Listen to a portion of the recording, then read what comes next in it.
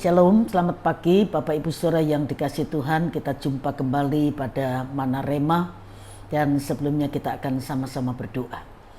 Bapa, mengucap syukur buat kesempatan kami boleh kembali mendengar renungan Mana Rema.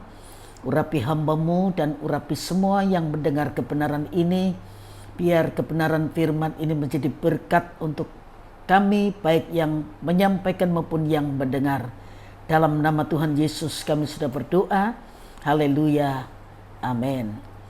Selamat pagi Bapak Ibu Saudara yang dikasihi Tuhan. Kita sampai pada abjad U ya, pada renungan Mana Rema ini, dan kita akan belajar tentang Uria. 2 Samuel pasal 11. Saya baca ayat 7 sampai ayat yang ke-15, cukup panjang. 2 Samuel 11 ayat 7 sampai ayat yang ke-15. Ketika Uria masuk menghadap dia, bertanyalah Daud tentang keadaan Yoab dan tentara dan keadaan perang. Kemudian berkatalah Daud kepada Uria, "Pergilah ke rumahmu dan basuhlah kakimu." Ketika Uria keluar dari istana, maka orang menyusul dia dengan membawa hadiah raja. Tetapi Uria membaringkan diri di depan pintu istana bersama-sama hamba tuannya dan tidak pergi ke rumahnya.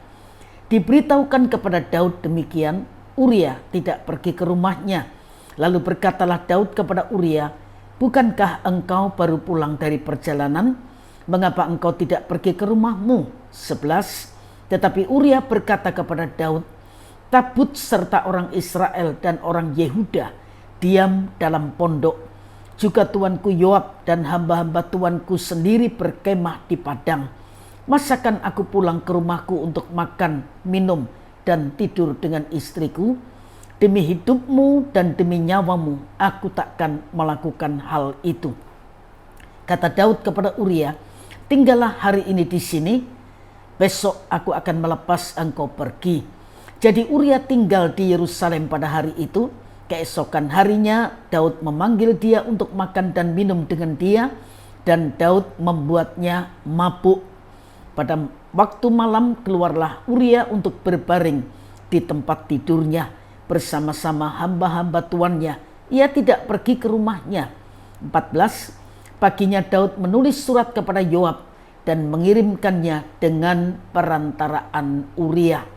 Ditulisnya dalam surat itu demikian, "Tempatkanlah Uria di barisan depan dalam pertempuran yang paling hebat. Kemudian kamu mengundurkan diri daripadanya supaya ia terbunuh mati." Bapak Ibu Saudara yang dikasihi Tuhan, ketika kita membaca ayat-ayat ini, maka kita sudah bisa menyimpulkan pribadi seorang yang luar biasa, yaitu Uria. Dan kalau kita bicara tentang Uria, maka itu tidak bisa lepas dari Daud. Ada 4 orang yang bernama Uria di Alkitab. Yang pertama, Uria orang Het, suami Batseba yang dibunuh atas perintah Daud dalam 2 Samuel 11 ayat 15 dan 17. Yang kedua, imam besar pada zaman Ahaz. Dia disebut seorang dari 2 saksi yang dapat dipercaya, yang diminta Yesaya menyaksikan nubuat rahasia mengenai Maher Syalal Hasibas.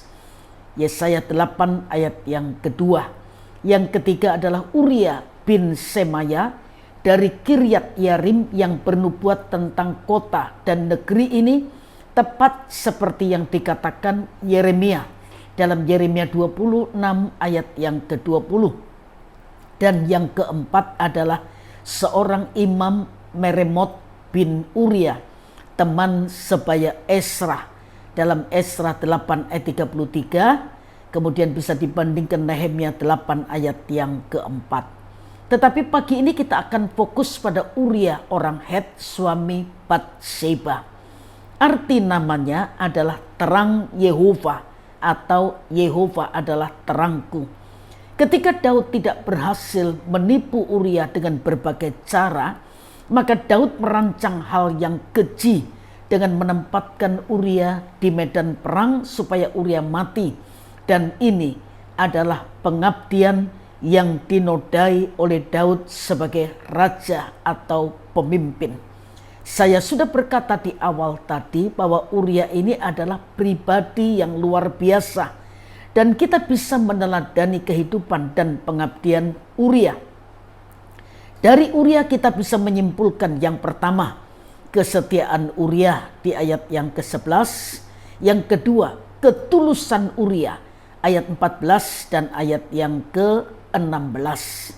Saya berkata ketulusan Uria karena Uria itu tidak menaruh curiga kepada Yoab yang menyuruhnya pergi ke tempat yang diketahuinya ada lawan yang gagah perkasa. Nah, dari kisah ini Bapak Ibu Saudara sekalian, kita bisa belajar 3 orang atau 3 pribadi. Yang pertama, Daud sebagai pemimpin yang tidak bisa menghargai pengabdian Uria, tetapi tega menodai pengabdian Uria. Dan Daud tidak hanya mengambil Batseba, tetapi juga merancang kematian Uria di medan peperangan. Selanjutnya kalau kita baca kisah tentang Daud, apa yang ditabur itu dituai oleh Daud. Ketika Daud jatuh dalam dosa persinahan, Daud mengakui, Daud minta ampun, memang Tuhan mengampuni. Tetapi konsekuensi dari dosa tetap dinikmati oleh Daud. Ya. Nabi memperingatkan dengan berkata, pedang tidak akan menyingkir dari keluargamu. Pedang itu bicara peperangan. Berarti dalam keluarga Daud akan ada yang namanya peperangan atau tidak akan ada damai sejahtera. Dan kita bisa membuktikan dari Alkitab ketika Amnon menodai Tamar, kemudian Absalom membunuh Amnon dan sebagainya. Yang kedua, pribadi yang kedua adalah Yoab yang tidak mengingatkan rancangan jahat Daud kepada Uria seperti pada waktu Daud menghitung jumlah tentara. Ketika Daud memerintahkan Yoab untuk menghitung jumlah tentara dalam 1 Tawarik 21 ayat 2 sampai ayat yang ketiga, Yoab memperingatkan Daud, tetapi kali ini Yoab tidak memperingatkan Daud. Yang ketiga, Uria yang mengabdi kepada Daud sebagai raja meski dibalas dengan hal yang jahat. Dari kisah ini biarlah kita juga memiliki pengabdian kepada raja di atas segala raja, yaitu Tuhan Yesus Kristus, seperti Uria kepada Daud. Kepada raja di atas segala raja kita memiliki kesetiaan, kita melayani Tuhan sampai akhir hidup kita, dan kita juga memiliki ketulusan karena kita sudah menerima pemberian yang besar, yaitu keselamatan jiwa kita. Biar kita juga mau melakukan segala sesuatu dengan tulus, karena tidak ada sesuatu yang sia-sia. Semua diperhitungkan dan Tuhan akan membalas sesuai dengan apa yang kita lakukan dan ketulusan hati kita. Tuhan menolong kita bisa menjadi pribadi yang menyenangkan hati Tuhan. Tuhan memberkati Bapak Ibu Saudara semua, dan mari kita sama-sama berdoa. Bapa, mengucap syukur buat kebenaran firman-Mu yang terus mengingatkan kami agar kami tidak berlaku seperti Daud, sehingga kami harus menuai kejahatan yang kami lakukan, apalagi kalau itu sudah dirancang. Tetapi tolong kami bisa seperti Uria yang memiliki pengabdian yang luar biasa, yang setia dan tulus. Terima kasih Tuhan, terjemahkan lebih lagi kebenaran firman-Mu kepada setiap pribadi yang mendengar, dan berkati setiap kami yang sudah mendengar kebenaran ini. Bila sebentar kami melanjutkan aktivitas kami, apapun yang kami lakukan sesuai dengan kehendak Tuhan, kami yakini Tuhan memberkati dan Tuhan menyertai, sehingga apapun yang kami lakukan dibuat Tuhan jadi berhasil. Terima kasih, dalam nama yang ajaib, yaitu nama Tuhan Yesus Kristus, kami sudah berdoa. Haleluya. Amin. Selamat pagi, Tuhan memberkati Bapak Ibu saudara sekalian.